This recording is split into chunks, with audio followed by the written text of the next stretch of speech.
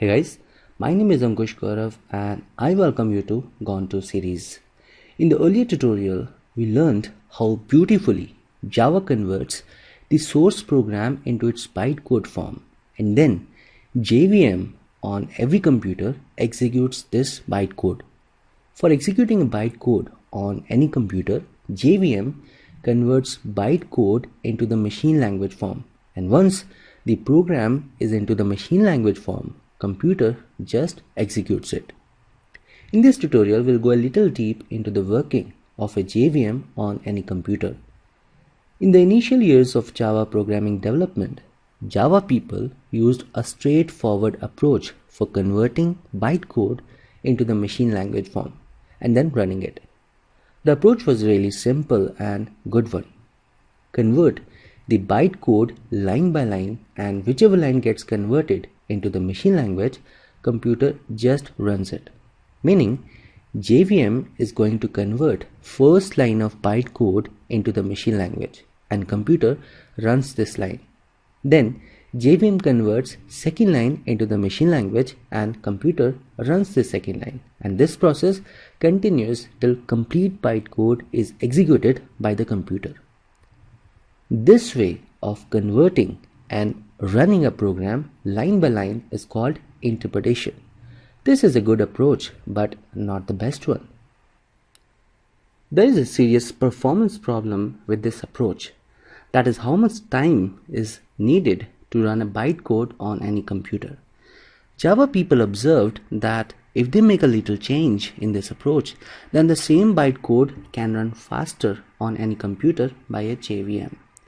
The new approach was called just-in-time compilation approach and was based on two important observations.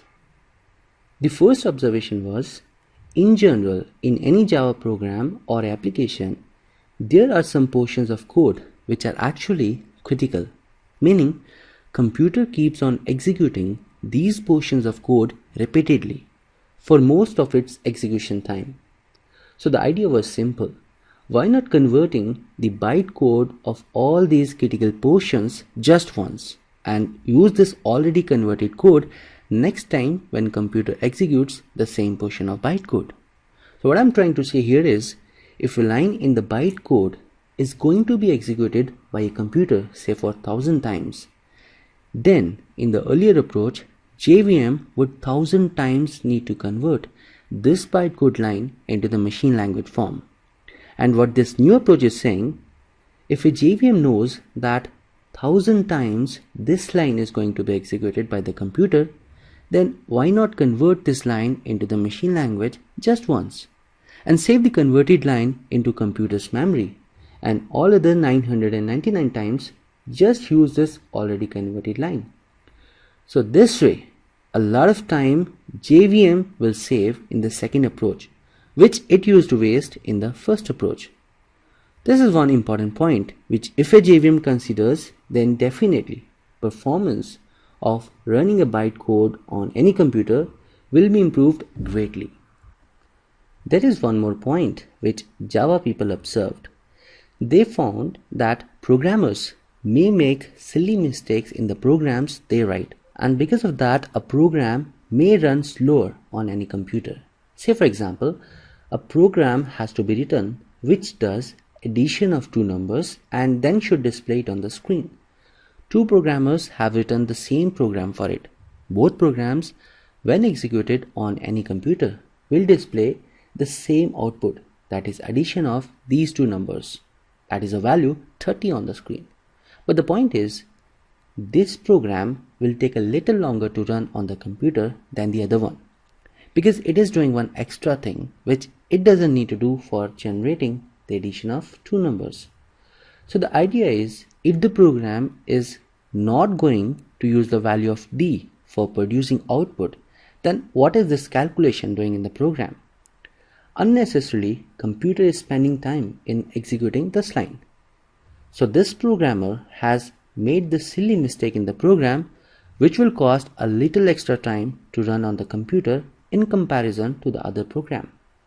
So the idea is, before converting and running a program on any computer, the JVM should optimize the program, meaning it should correct all such silly mistakes and then convert the program into the machine language and run it.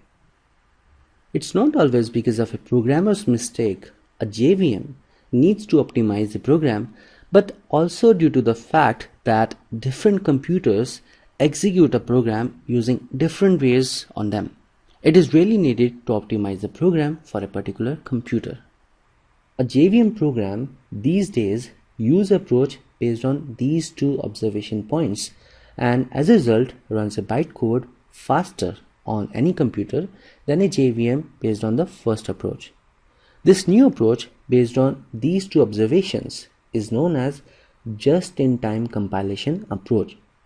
There are different companies which develop JVM program for running a Java program on computers. Some companies JVM use a kind of mix approach. Others use only the second approach for running a bytecode on any computer.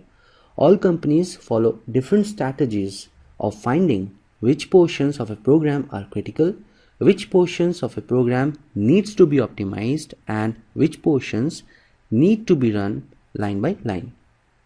In this tutorial, my intention was just to give you an idea how in general a JVM works on any computer and introduce you to what kind of approach it used to follow in early years of Java development and what kind of approach it uses these days. In the next tutorial, I'll introduce you to the object-oriented programming concepts and will tell you how the concepts from nature are derived for writing a Java program. Guys, a big thank you for learning Java with me. I welcome you to share your feedback, comments and queries below this video. If you like the video, please hit the like button and do not forget to subscribe to my YouTube channel Gone to Series, and I'm going to catch you in my next tutorial.